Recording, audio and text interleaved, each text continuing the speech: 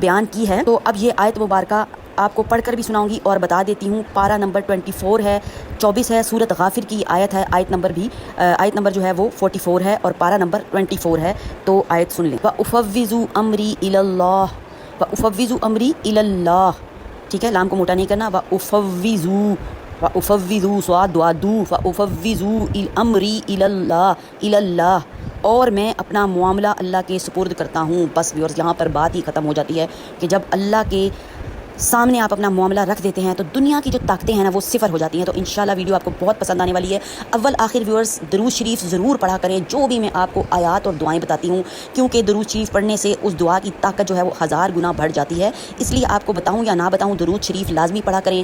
3 دفعہ، 5 دفعہ، 7 دفعہ دل کی گہرائیوں سے پڑھیں اور دل کی گہرائیوں سے جناب دعا مانگے، عاجزی سے، خوشی و خضوع کے، رو کر، ضد کر اپنے رب سے مانگے، تو پھر دیکھیں رب تعالیٰ کیسے دعا کو پورا نہیں کریں گے۔